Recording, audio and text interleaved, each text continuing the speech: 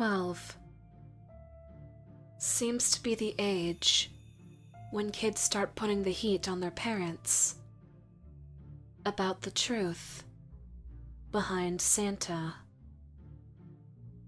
I was certainly no exception to this rule. How were Santa's elves able to make that video game I wanted in their workshop? After all, I thought that Nintendo owned Mario. Or how about that ever-infamous visiting every house in one night question? Did the jolly old man own some kind of time-extending device? Or perhaps the most obvious question of all, how could he have lived for this long? A lot of people say he trains apprentices who take his place every few decades. Others claim he's just immortal. As for everything else, magic seemed to be the universal lie everyone had agreed on.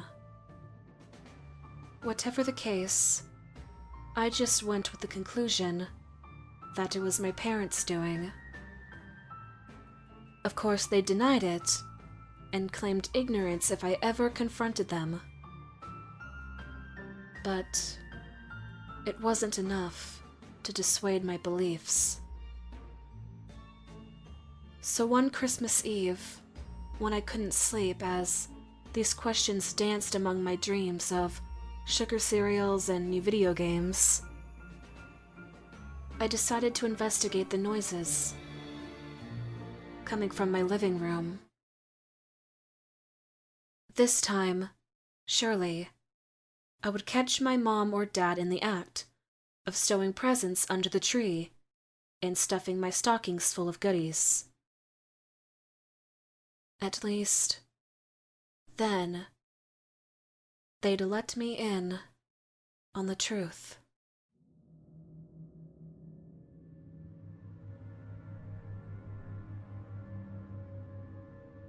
But as I entered the living room, I saw a man before me that I did not recognize. He was dressed in red and white, with a slightly overweight body, and he wore a stringy, fake, white beard. His hair, or what remained of it at least, was graying around the edges of his classic Santa Claus hat, and his eyes were wide with fright as he dropped a present under the tree. Being the intuitive youth I was, I came to one of two conclusions. Either this was a home invader stealing my family's gifts, or this was the real Santa Claus. I opened my mouth to scream, but the man rushed towards me quickly and covered my mouth. "Shush, shh, shh," he said, putting a finger to his mouth, trying to smile. Tears began to roll down my cheeks. I was petrified of this man. Then, slowly, he took back his hand and extended it towards me. "It's all right there, little one. You know who I am, right?" I nodded, not shaking his hand back. The trembling man nodded as well, then grabbed an empty sack lying on the floor and gestured to the tree. "Look, see? I bring gifts. Now, run along back to bed, or I might have to put you on the naughty list." He started drifting towards the deeper, hearty voice stereotypically associated with Kris Kringle. But I wasn't fooled. Regardless, I wiped my eyes and began to step back from the living room, trying to create some distance between myself and the stranger. The man simply watched, wiped his brow, and proceeded to approach the fireplace. I stopped and observed, confused as to how he was going to leave my house. Suddenly, a blast of green flames erupted from the chimney, causing the man to fall back to the floor. I couldn't see his face, but I'm certain it was twisted in fear much like my own.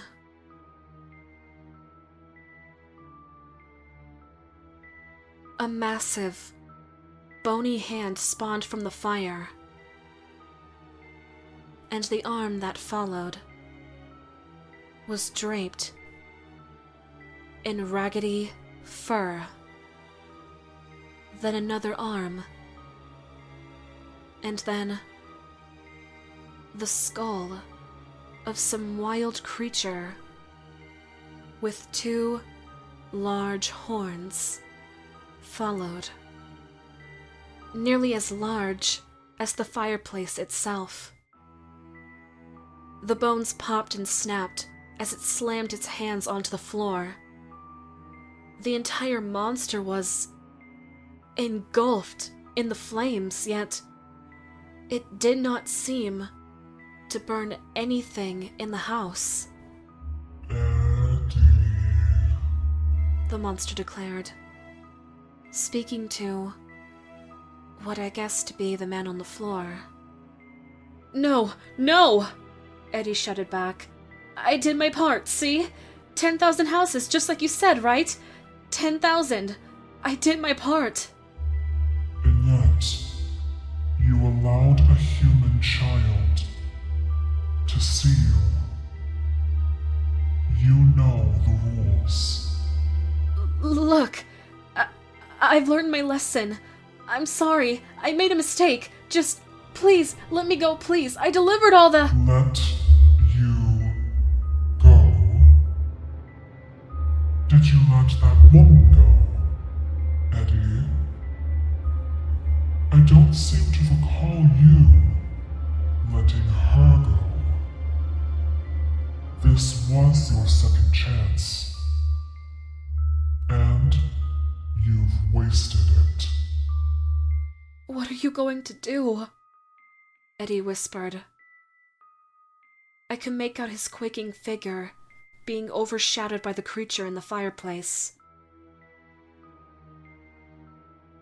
The next sound to be heard was a crunch, with a soft beginning and snapping finish. I jumped as the sound repeated a few times, finally letting out a shaky breath. I prayed in my head that it wasn't what I thought. But when the creature reared its head towards me,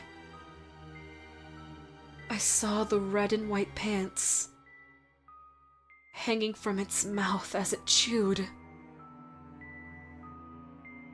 on Eddie's corpse. Then watched horrified as it slurped up his legs like strands of spaghetti. I covered my eyes and tried to tell myself that it wasn't real, it wasn't real, it wasn't real. And after a quiet minute, I peeked between my fingers to see the monster staring back at me from the fireplace. The pace of my breathing grew quicker and sharper, my eyes unable to escape from the grasp of those Those empty eye sockets. Now, run off back to bed, little one. Or else, I might put you on the naughty list. My legs finally found the strength to leave, and I sprinted, right from my parents' room, diving into the sheets with them.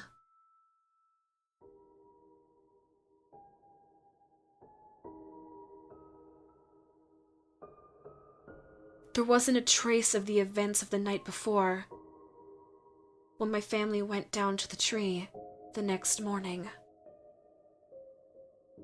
There was even a little note